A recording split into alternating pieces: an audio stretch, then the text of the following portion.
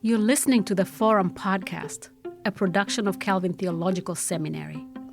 For nearly 150 years, Calvin Seminary has been a thought leader in Reformed faith and scholarship.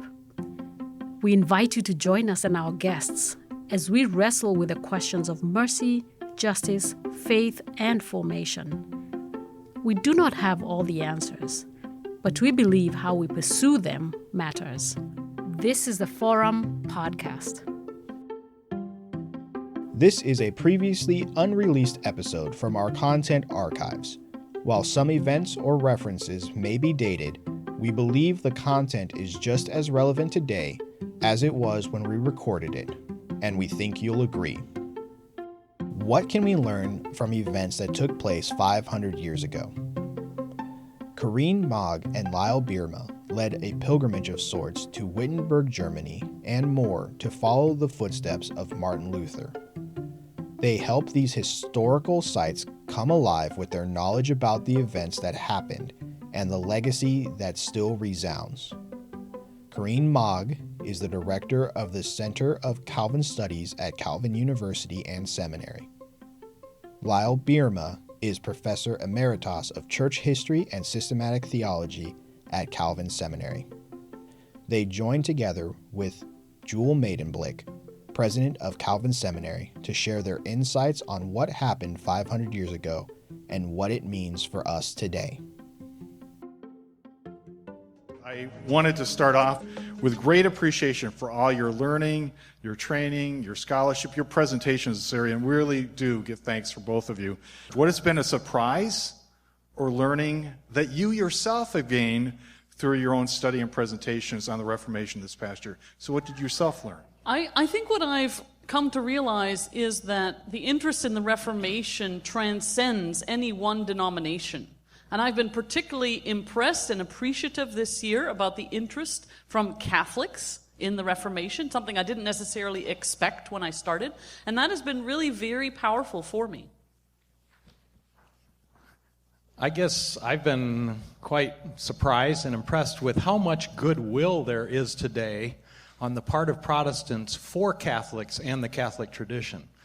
That's certainly not what I grew up with as a child in the 1950s, pre-Vatican II, where the Catholics were always the bad guys and we were always the good guys.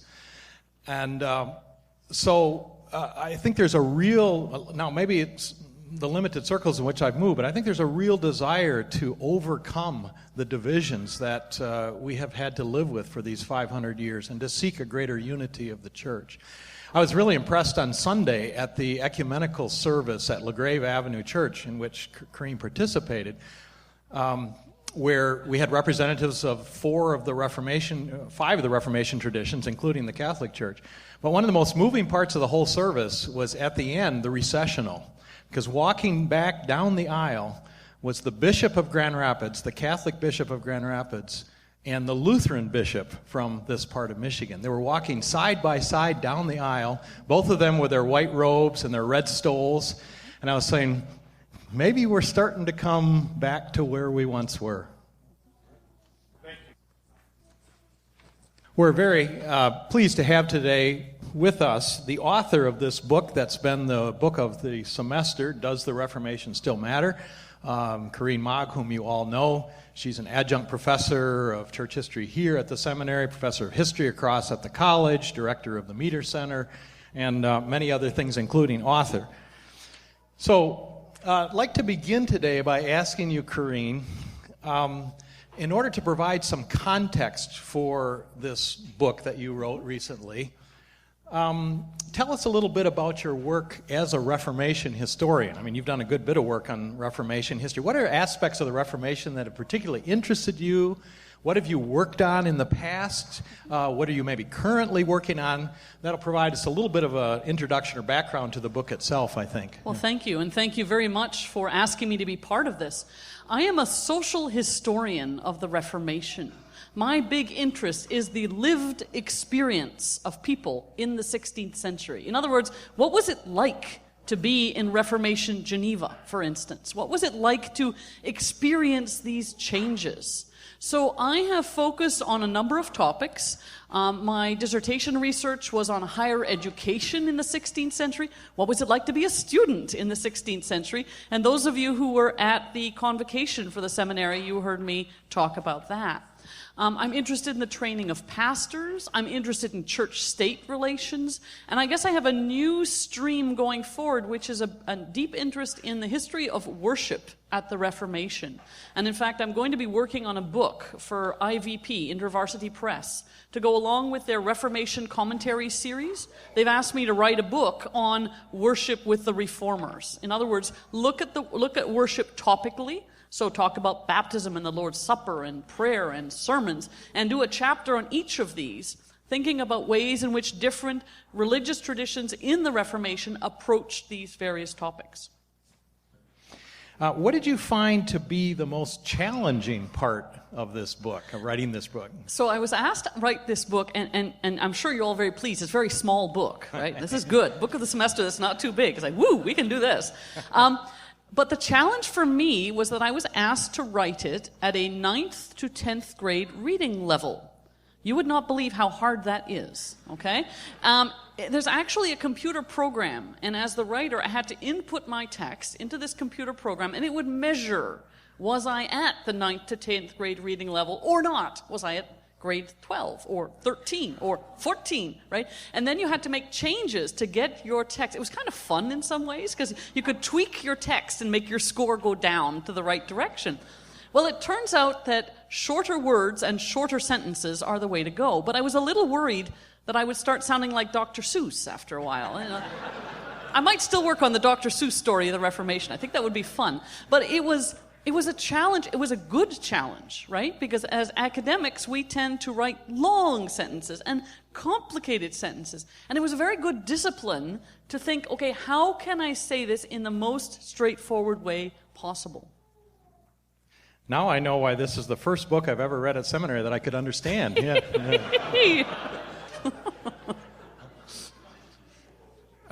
Why did you feel it was important to write a book like this in light of the anniversary that we're celebrating, the 500th anniversary? Maybe one other related question, or another way of getting at the question is, I was really intrigued by the title of the book, Does the Reformation Still Matter?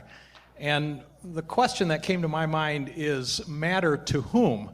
I mean, it matters to you and me because it means we have a job, but does it matter to Protestants? Does it matter to Protestants and Catholics? Does it matter to all Christians? Does the Reformation matter to everybody alive? I mean, what's the audience that you had in mind when you wrote the book, and how was it related particularly to this anniversary? Right. So when I was asked to write the project, I was given a pretty open field. But I knew that in the format of a little book like that, I couldn't possibly write a history of the Reformation. That's just not possible. And so I wanted to wrestle with the question that I'm always wrestling with, which is, I study something that for a general audience really seems arcane, old-fashioned, dusty, boring, It's not something that people say, ooh, the Reformation, especially in the general audience, right? It seems like we're past it. So I wanted to wrestle with this question. What does the Reformation mean to us today? And I wanted to pose it as a question. Okay, now obviously it's a bit funny because you think, does the Reformation still matter? You're assuming the end result is, yes, it does. It would be odd to write a book and say, well, no, especially as a prof at Calvin College. But no, I wanted to try and address a general audience, so for primarily a Christian audience, but not necessarily solely a Christian audience, because the Reformation is studied across the board. Public schools in their history courses for, world history or European history are going to cover the Reformation. And so something like this can help demystify something that seems like it wouldn't be relevant today and connect it to what's still happening in our world today. So I wanted to give people an accessible starting point for thinking about a complex topic. Okay, thank you. One of the questions that you raised in the book early on, this is actually on page 18, is whether a country is stronger if the majority of its people share the same beliefs. And I'm assuming you mean religious beliefs there when you say share the same beliefs. Is a country stronger if the majority of its people share the same beliefs? As you're saying, that's one of the things you're going to consider in the book. And so I think that's a very intriguing question. I was just wondering how you would say then that the study of the Reformation helps us in answering a question like that. That's a very perceptive question. So the Reformation's model of churches across the board, apart from the Anabaptists that created voluntarist communities, was a state church model, right? Where the government and the churches worked together in tandem. That was true in Lutheran areas. It was true in many Reformed areas. So that's a model that we're not so used to today, right? We're used to everybody gets to pick their own kind of faith and the government stays out of it. At least in this country, that's supposed to be how it's supposed to work. But it struck me that there is, while we live in this context of plurality, for many people, particularly perhaps some coming from an evangelical Protestant view, there's always in the back of the head that things would be much better if we were all Christians together. You know, if this was a Christian country, and it was a Christian country, and it should be a Christian country. There's that sort of movement in our discourse in the public square among some people, really hearkening back to this, almost this vision or this dream of what this country could be as the city on a hill kind of thing. And I want us to think about what that would be like. And the Reformation can really help us understand both the strengths and the weaknesses of such a model. Because what I specialize in Reformation Geneva, okay, here's a city where the government and the church are working side by side. There are a lot of strengths to that, okay? It can be really good to get your population all together on the same wavelength, but there are also a lot of dangers, right? Power can be misused to enforce belief. I rarely, and this is something I find is very important, Christians, like other people, have a really bad record when it comes to being in power, okay? It's not something we do well. It's not something anybody does well, because the temptation to misuse that power to enforce belief or to get rid of people who aren't believing the right way is hugely tempting, okay? And that's true for any person or any group, right? Any ideology. The temptation to misuse power is there, and Christians aren't any better than other people in that circumstance. And that's the question I was wrestling with, and that's something we still wrestle with today. Luther once said, "I'd rather be ruled by a competent Turk or Muslim than an incompetent Christian." Yeah. One of your chapters deals with a topic that's probably of particular interest to us here at the seminary, and that is the Reformation's impact on worship. When it comes to worship in the Reformed tradition particularly, what would you regard as some of the positive changes that Reformed churches made in the area of worship as they were reforming the church? And do you think they also made some negative changes? Right. Well, if people know me well, it's not going to be hard to figure out. The most positive change I'm going to put is congregational singing. It is something that maybe we take for granted, but the practice of regularly having congregations participate in worship by joining their voices in sung praise really comes out of the Reformation. Whether you're a Lutheran, a Reformed person, an Anabaptist, your church, you are singing. And that is a huge gift because it unites people in a way that sitting and listening to somebody else talk or even joining in a prayer does not necessarily always do. So I think that was one of the big strengths, was joining in singing. And in Geneva, singing the Psalms. And from there on, across Reformed Europe, singing the Psalms. Getting these to soak into your life. From singing them week after week. Singing them at home. Singing them at school. Singing them at work. There's a story that Reformed Protestants in France, which was a very dangerous place to be because it was Catholic, would travel along, and perhaps when they'd stop for a break or for lunch or something, and they went into a group where there were other people, they would hum a little bit of a Genevan psalm and listen to see who would hum it back to them, to know, okay, this is a co-religionary. This is someone who shares the same faith I do. So as a marker of identity even, singing can be really, really powerful. So I'm going to say singing as one of the big things. The focus on the sermon, preaching the word by not jumping from topic to topic, but preaching sequentially through whole books of the Bible. If you were in Geneva and you heard Calvin's series on Isaiah, that took 18 months to get through all of Isaiah, okay? So it's a different kind of preaching than we're used to today, but it has a lot of strength. Those of you who were at the panel we did at the Meter Center on Tuesday heard Chaplain Mary Hulst talk about that and about sitting under the Word and the strength of that, how that really shapes people's relation to Scripture. So it's not picking out texts to make them fit your idea, but having the Word essentially shape you. And I think that would be a very powerful thing as well. Now, in terms of things that might not have been such a success, I understand the rationale of the Reformed with their worry on images, okay? We can't have images because that's idolatry and that's a distraction and we don't want to do that.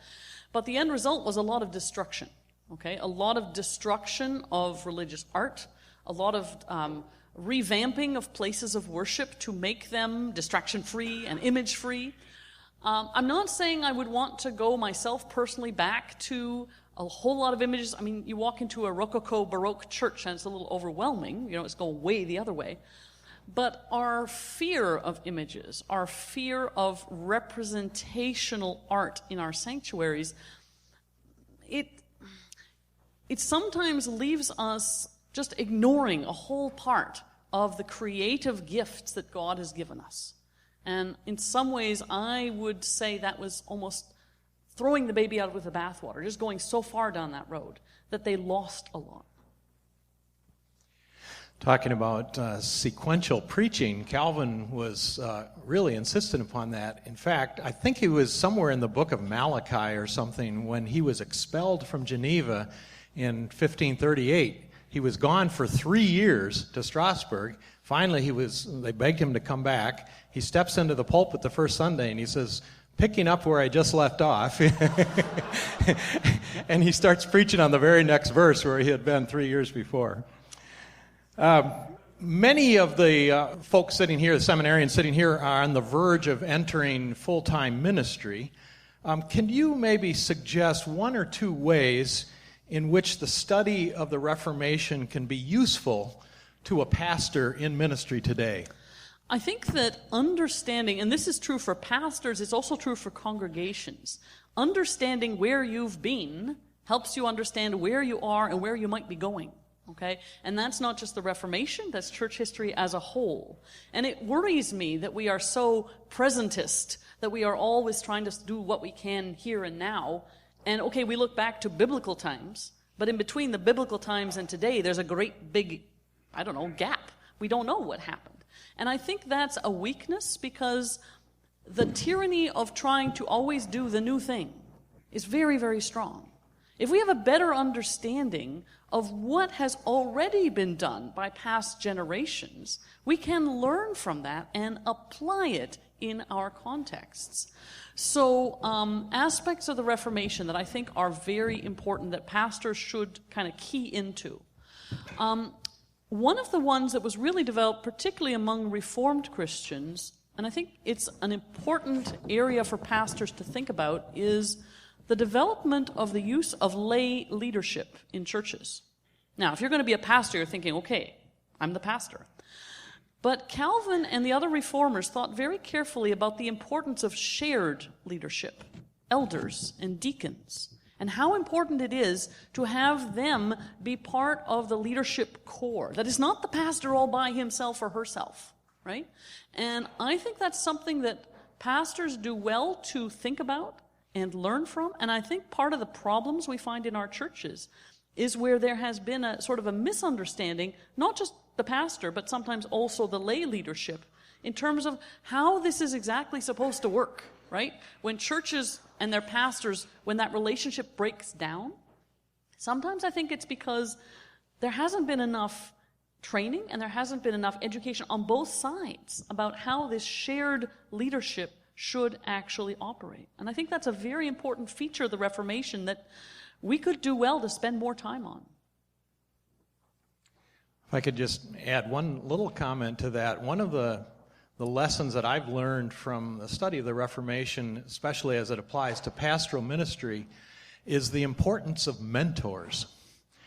Luther, I don't think, would have been able to do what he had done without Johann Staupitz, Calvin without Martin Bucer. I think those mentors in their lives were very important in leading them in the directions that they followed. So I guess to me it's an encouragement to us yet today who are going to be pastors to take advantage as much as you can of the mentorship that's offered to you in your context, and yourselves to prepare to be good mentors to others as they're coming up behind you in the years to come. I think if I can add one more thing, and that is an important part. We look to the reformers, right? We think, ooh, Calvin or Luther, that's impressive. But these men did not find ideas all by themselves out of their own heads, okay? They are learning from past generations before them, right? They're looking back to the church fathers. They're looking back to medieval theologians, okay? It doesn't have to be all out of your own head, you and the Bible by yourself. There is a whole raft of what I was calling yesterday clouds of witnesses in chapel. And the more you can kind of fit yourself in that conversation, I think, the richer your preaching is going to be. I'll ask one more question before we open it up to the rest of you. What would you say that we can do in our churches? I mean, say we're pastors, or in some, not necessarily pastors, but in any ministry position in which we find ourselves in a church. What can we do in our churches to foster more interest in the Reformation? Maybe we could say even in church history in general, among the congregation. I think the thirst is out there. I think you find your congregation really is thirsty to learn more about the rich history of the church. The problem is, honestly, sometimes it's taught kind of badly and boring, right? I mean, if it becomes long lists of names or it's just sort of presented in a flat way, no one's going to get excited about that.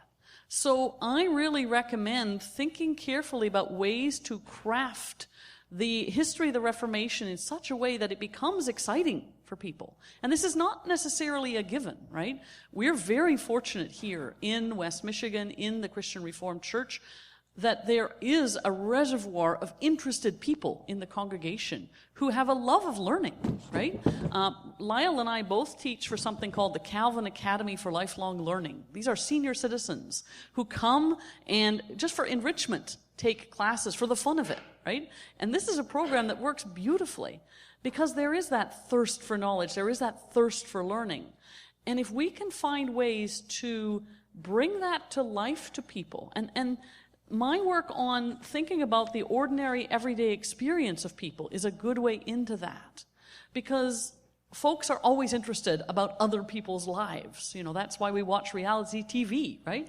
So there's a way of thinking about the Reformation that allows us to put ourselves in the shoes of someone in the Reformation period and try to imagine what that was going to be like. So one of the presentations I still have to do, it's going to be in Canada, in Ottawa, in November. I've been asked to come up to St. Andrew's Presbyterian Church in Ottawa to give them a weekend workshop on the Reformation. One of the things I'm going to do in that weekend workshop is have everybody on the Saturday, they'll hear a lecture from me about what it was like to live in the Reformation, and then we're going to divide into groups. And they're going to become people in Reformation Geneva. So this group is magistrates, that group is nuns, this group here is pastors, those ones over there are lay people. And then you have to figure out how to negotiate your way into making Geneva Protestant. That's the kind of event that will draw people because they like to think about that. And if you're thinking, boy, I don't know, I don't have the resources, I don't have the time, that's why you have the Meter Center for Calvin Studies, right? You send us a note. You say, hey, I'm thinking about doing something. Can you point me to some resources? And if you do it next year, all of a sudden my calendar's opening up. So in that workshop, are you going to be John Calvin? Or? I don't know yet. I'll have to think about that. I haven't figured that out yet. Okay. Well, I think you've encapsulated that approach that you just indicated in your answer very well in the book itself. And for that, we thank you. We're ready now to open it up to those of you in the audience who might have a question for Karin. Yeah, thank you. I appreciate what you said just before. You said the reformers they didn't just have new ideas on their own. They learned from their past generations and from medieval theologians. And when we talk about Reformation, people usually will talk about 5 solas. Yeah. And sola Scriptura, sola Christ. Yeah. So and it makes people think that these 5 solas are unique to reformers to Reformation. It's the invention of the reformers. So can you explain how unique of these 5 solas are? Well, it's a very interesting thing, and we always like taglines or short things to try and remember what the Reformation is all about. Those 5 solas do not originate in the Reformation, right? It's not that Luther wrote down 5 solas and said, okay, here's my program. He didn't do that. It's a later thing that people work up. It's a bit like the TULIP acronym, okay? It's a later development. But these reformers, I think they're finding their ideas by looking at a variety of sources. And among the church fathers, the one that's most important to all of the reformers is Augustine, right? Augustine is kind of their reference point a lot of the time. So a lot of what Augustine was saying is what Calvin says. And what Augustine was saying was kind of what Paul was saying in the New Testament. So you can draw a connection between the theology. It's not, I think it'd be very hard to say, okay, this is unique to the reformers and nobody before that had ever thought of that before. I don't think you can do that. I don't even think that makes a lot of sense, even in our own time. Lyle, do you want to say anything about that? Go ahead. Just that I think the 5 solas, whoever put that those are only, in that combination, I think only about 100 years old or something like that. They're 19th or 20th century invention or compilation. I mean, even though they capture some of the themes of the Reformation, they're relatively recent, put together like that. As she was saying, we often think that they were, part of Luther's 95 Theses or something like that. But so in the introduction of the book, you wrote about the story of the sickbed encounter. Yes. And it was really striking to me, because I think I have this view, especially around that time, that, if you were Protestant, you hated Catholics, and if you were Catholic, you hated Protestants. So is there anything that, in your research, that we can learn today about continuing to engage in other traditions better, more faithfully, more lovingly? Like, is there anything that the Reformed traditions, we'd be more surprised to learn how well they did that? Yes, and I think it's something, particularly towards the end of the book, that I try and get into in terms of these ways of coexistence. And it is really impressive how ordinary people find ways to live together. And we have this vision of hermetically sealed communities, okay? Geneva is Protestant and this other area is Catholic, and there's no going between the two. But of course it's a permeable, porous border. People are going back and forth all the time. I was saying the other day at another session that the biggest source of servants, household servants in Geneva, were young men and young women from Catholic Savoy. So you're a householder, you have your wife and your family, and you're all Protestant, good Reformed Protestants, but all your staff are Catholic, right? And on Sunday morning, they're not coming to church in Geneva. They're going out of Geneva down the road to Mass, and then they're coming home again. So you have to find ways to work this out, right? Where you have an obligation as the head of the household to lead devotions and so on, but even in your own house, it's a pluralist environment, right? So you have to find ways to make that work. And they come up with some very innovative and pretty smart ways of handling these potential conflicts. It doesn't always work, and it sometimes ends up in violence, but you do find communities and individuals looking at bonds of kinship, bonds of neighborhood, professional bonds, and honoring those commitments and honoring the image of God in their neighbor, even when that neighbor doesn't share the same faith as they do. And that's something to learn from and definitely to work on. I'm just wondering what your thoughts are on, talking about why the Reformation still matters today and coming at it from an angle of, are there overreactions that we've made from the Reformation that still hang with us today? I think, Zwingli wanted to limit the amount of the Lord's Supper, right? Mm-hmm. Because the focus is supposed to be on the preaching and the Word of God. Yep. But yet, biblical New Testament precedent and church fathers, there's an urgency or a frequency yep. to celebrating the Lord's Supper. So it seems like that could be an overreaction, or even with just church authority and the institution of it. How do we go about and kind of figure out whether or not these are overreactions to the Reformation, and how do we maybe get back? I think that's a very good question. The sort of question of looking at the Reformation, saying, okay, what went too far and what still makes sense? And I think the communion one is a very good one. Even Calvin wanted communion every week, right? And the city government said no. And here's where we see the city government's role. They said no, because if we do it every week, that's too Catholic, and we don't want to do that. Calvin wanted it every week. He even said, well, look, we don't even have it every week in every church. You could have it on different Sundays in different churches, but it would still be operating as it were weekly. And the government said, no, we're not doing that. We're doing it 4 times a year. Another one where you find some Protestants going way far off the deep end was, if you look at the Puritans in England, not wanting to celebrate Christmas or Easter, right? Because those were 2 Catholic festivals, and they just weren't appropriate. So I think that's going too far as well. That's being so worried about another way of worshiping or marking something that you want to distance yourself from it. But in the process, you lose something fundamental about remembering Christ's life, Christ's death, Christ's resurrection, that goes way too far. Even when I did my graduate work in Scotland, and I was there in the late 1980s, early 1990s, Good Friday was not really marked in the Church of Scotland, the Presbyterian Church. They didn't do anything particularly to mark Good Friday. That was thought of as something Catholic. Okay? We've gone kind of away from that now, right? We have services on Good Friday. We do remember the crucifixion. We do remember that. And I think that's healthier and more scriptural, rather than being worried about how someone else has done it and therefore we can't do that.